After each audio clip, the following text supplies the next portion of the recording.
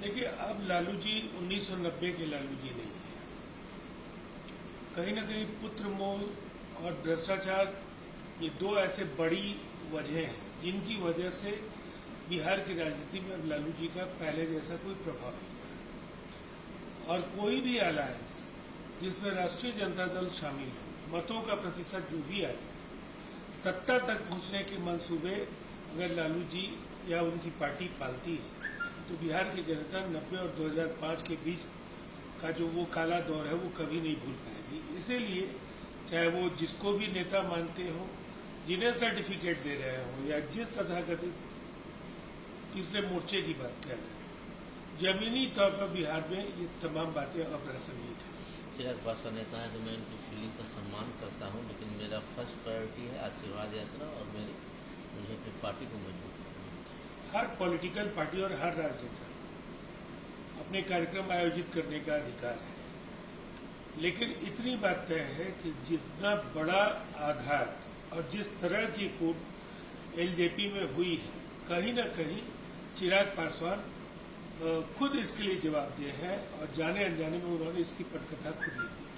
शरद पवार आज अमित शाह से मिले, उन्होंने शुगर कोऑपरेटिव और एनडीआरएफ का एक बेस हो कोंकण एरिया में चाहते हैं, इससे बात उन्होंने की। कोऑपरेटिव मूवमेंट के नाम पर महाराष्ट्र के किसान ठगे महसूस कर रहे हैं और ये एनसीपी की साख के लिए भी एक ये बड़ा प्रश्न चिन्ह है। इसीलिए इस तरह के मीटिंग्स के जरिए वो छवि के क्षरण की भरपाई चाहते हैं, लेकिन महाराष्ट्र के किसान इतनी आसानी से अब एनसीपी के झांसे में नहीं आए।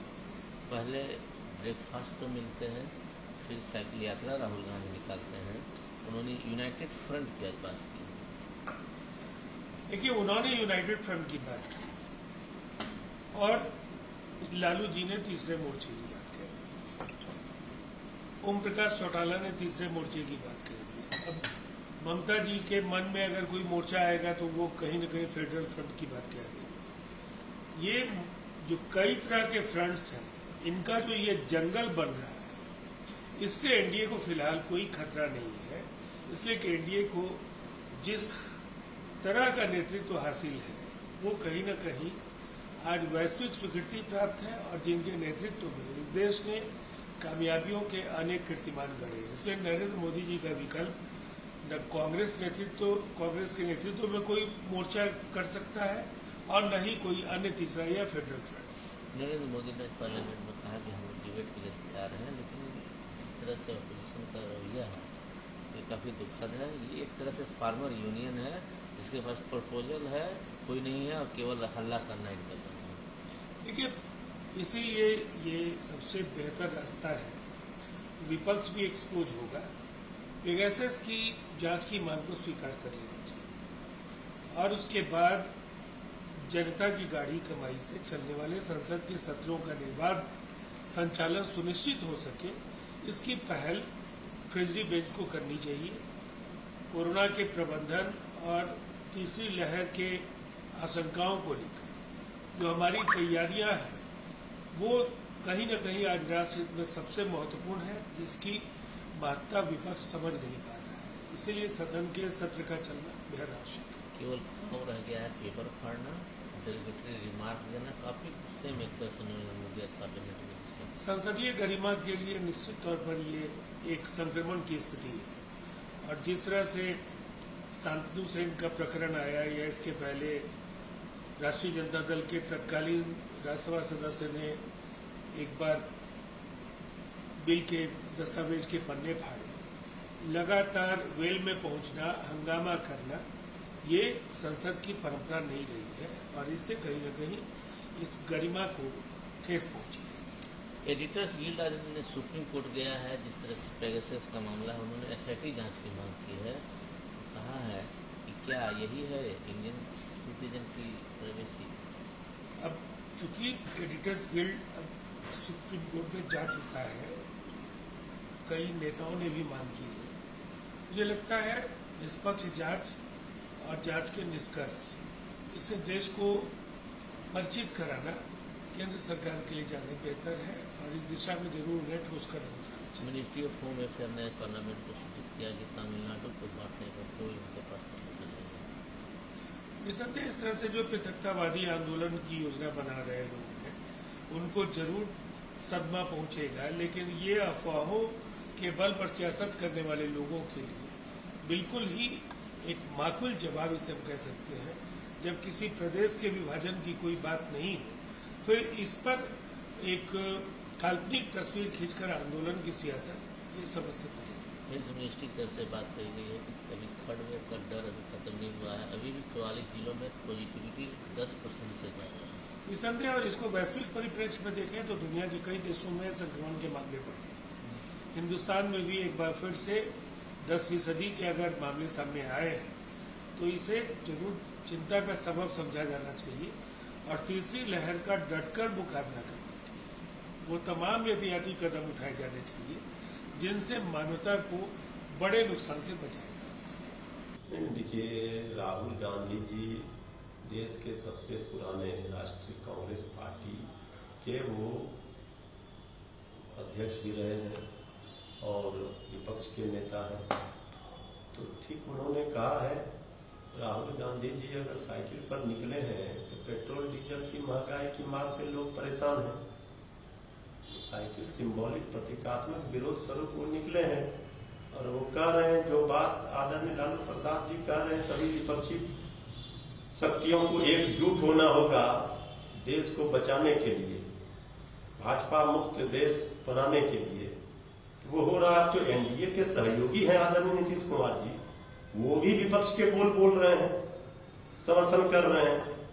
तो ये तो दिख रहा है ना कि लोगों को देर सवेर सच्चाई समझ में आती है और एहसास अब लोगों को हो रहा है। एनडीए के घटक दलों के बीच में भी आदरणीय मांझी जी हो, आदरणीय नीतीश कुमार जी, सब लोगों को ये एहसास हो रहा है कि बीजेपी का जो ये डिजाइन है ये खतरनाक है और जल्द से जल्द देश को मुक्ति चाहिए इससे, नहीं तो बहुत भारी संकट में जिस तरह से आम जनता है, इसके लिए बीजेपी को हटाना जरूरी है।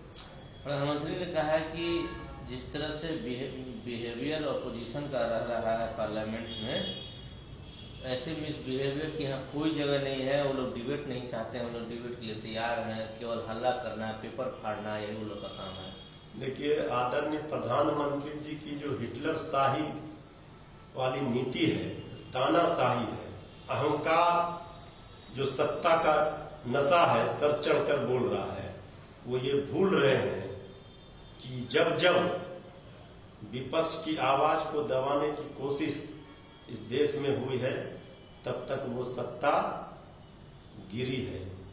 इसलिए अब उनको ये एहसास हो रहा है, लालू प्रसाद जी ने जब कमर कसी है तो उनको ये एहसास है आदरणीय प्रधानमंत्री जी को कि विपक्ष की आवाज को आप दबा नहीं सकते हैं। एक जिम्मेवार विपक्ष होने के नाते, और आप अगर सरकार में हैं तो विपक्ष की बातों को सुनना पड़ेगा, उनकी मांगों को मानना पड़ेगा। ऐसे हिटलर शाही तानाशाही से देश नहीं चला है, नहीं चलेगा। एक उदाहरण हमारे लोकतंत्र में, देश में ये भी रहा है कि विपक्ष के नेता अटल बिहारी वाजपेयी जी थे, उनको विदेश भेजा जाता था देश का प्रतिनिधित्व करने के लिए। और एक ये सरकार है, सत्ता के नशे में इस तरह चूर है कि विपक्षी पार्टियों का मजाक उड़ाया जाता है, विपक्ष की बातों को नजरअंदाज किया जाता है। उसी का खामियाजा है कि आज बेलगाम होकर के ये सरकार, विपक्ष तो सरकार पर नियंत्रण रखने के लिए, सरकार पर काम करने का दबाव बनाने के लिए विपक्ष का होना जरूरी है, एक मजबूत विपक्ष का। लेकिन ये सरकार जो है विपक्ष की बातों को दरकिनार करती है, उनका कोई तवज्जो नहीं देती है। उसी का खामियाजा है कि ये सरकार बेलगाम होकर के गलत नीतियां अपना रही है। इसका खामियाजा जनता को भुगतना पड़ रहा है। महंगाई की मार, बेरोजगारी की मार, आर्थिक नीति चौपट, विदेश नीति चौपट, आखिर ये सरकार कर क्या रही है? एक चीज बताइए, जिस तरह से टेलीफोन टैपिंग का मामला हुआ, एडिटर्स लोग का एक ग्रुप सुप्रीम कोर्ट में उठ किया है और मांग की कि SIT से इसकी जांच कराई जाए। जिस तरह से प्राइवेसी पे हमला है? देखिए, ये तो वाजिब सवाल है और मामला कोर्ट में गया है, तो इसकी जांच कराने से आखिर केंद्र की सरकार क्यों भाग रही है? अब तो उनके सहयोगी हैं नीतीश कुमार जी, वो भी कह रहे हैं कि जांच होनी चाहिए, बहस होनी चाहिए। कुछ न कुछ तो दाल में काला है, इसलिए सरकार भाग रही है। देखिए, ये खतरनाक सरकार ने जो काम किया है, ये लोकतंत्र के लिए ठीक नहीं है। और हम तो समझते हैं कि आदरणीय नीतीश कुमार जी का भी फोन टेपिंग हुआ है। अब उनको ये एहसास हो रहा है, ये बीजेपी का असली चाल चरित्र चेहरा यही है। ये लोग इसी के लिए सत्ता का दुरुपयोग करते हैं। इसलिए इस मामले पर अगर न्यायालय में कोई गया है तो न्यायालय से न्याय मिलेगा, लेकिन सभी पार्टियां, विपक्षी पार्टियां, एनडीए की सहयोगी पार्टियां भी कह रही हैं कि जांच हो और बहस हो। इससे बीजेपी अगर भागती है तो निश्चित रूप से दाल में काला ही नहीं, पूरी दाल ही काली है। ये स्वास्थ्य विभाग का कहना है कि अभी तक थर्ड फेज का जो मैंने सेकेंड फेज जो कोविड का है वो अभी खत्म नहीं हुआ है। 44 जिले अभी भी ऐसे हैं जिसमें 10% से ज्यादा पॉजिटिविटी रेट है। तो इसकी मानना है कि कोरोना चला गया है। ये नहीं, कोरोना तो देखिए अभी भी बहुत जगह हमारे बिहार में ही पूरी तरह से लॉकडाउन नहीं खत्म हुआ है। आज भी एक दिन के बाद एक दिन दुकान खुलते हैं, बहुत सारी चीज पर प्रतिबंध है। सब जगह हर स्टेट में है। केरला में बल्कि तीसरा लहर आ चुका है, महाराष्ट्र में भी दस्तक दे चुका है। ये तो सतर्कता और सावधानी लोगों को बरतनी पड़ेगी, नहीं तो दूसरे लहर से भी ज्यादा खतरनाक तीसरे लहर की आशंका है।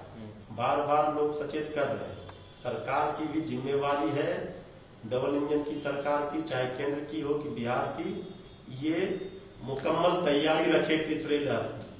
नहीं तो फिर जो दूसरे लहर में लाशों के अंबार बिखरे पड़े थे गंगा मां की गोद में, वही हालात फिर न उत्पन्न हो। इसलिए सरकार को जो सबसे बड़ा कोरोना के खिलाफ जंग में हथियार है वैक्सीनेशन, तो सरकार को ज्यादा से ज्यादा लोगों को वैक्सीनेट सरकार करे, इसके लिए मुकम्मल व्यवस्था सरकार को करनी चाहिए। जो वैक्सीन ही नहीं मिल पा रहा, तीसरे लहर से लड़ने के लिए ये जरूरी है।